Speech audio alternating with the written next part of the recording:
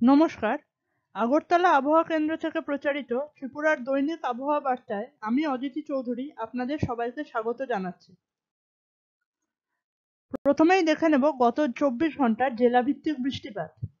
গত 24 ঘন্টায় ত্রিপুরায় শুষ্ক আবহাওয়া পরিলক্ষিত হয়। এবার গত 24 ঘন্টার তাপমাত্রা। উপলব্ধ তথ্য অনুসারে গতকালের সর্বোচ্চ তাপমাত্রা ত্রিপুরার সিপাহীজলা ও দক্ষিণ জেলায় স্বাভাবিকের চেয়ে বেশি এবং বাকি সব জেলাতে স্বাভাবিকের কাছাকাছি ছিল। গতকালের সর্বোচ্চ তাপমাত্রা রেকর্ড করা হয়েছে 28.6 ডিগ্রি সেলসিয়াস আগরতলায়। উপলব্ধ তথ্য অনুসারে আজ সকালের সর্বনিম্ন তাপমাত্রা ত্রিপুরার খোয়াই ও উত্তর জেলায় স্বাভাবিকের চেয়ে বেশি এবং বাকি সব জেলায় স্বাভাবিকের কাছাকাছি ছিল।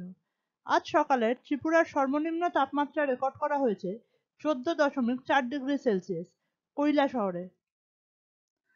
আগামী 24 ঘন্টার জন্য আবহাওয়ার আভাস। বৃষ্টিপাত। ত্রিপুরার ধলাই, ঊনকোটি ও উত্তর জেলায় 1-2 জায়গায় বৃষ্টিপাতের সম্ভাবনা রয়েছে এবং বাকি সব জেলায় শুষ্ক আবহাওয়া থাকার সম্ভাবনা। আগামী 24 ঘন্টার জন্য ত্রিপুরার কোনো জেলার জন্য কোনো সতর্কবার্তা নেই।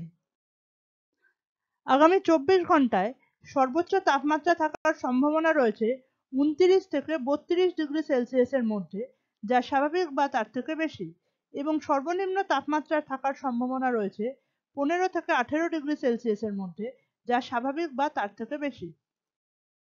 আমাদের পরবর্তী দৈনিক আবহাওয়া বার্তা প্রচারিত হবে আগামীকাল অর্থাৎ 16ই ফেব্রুয়ারি। ধন্যবাদ।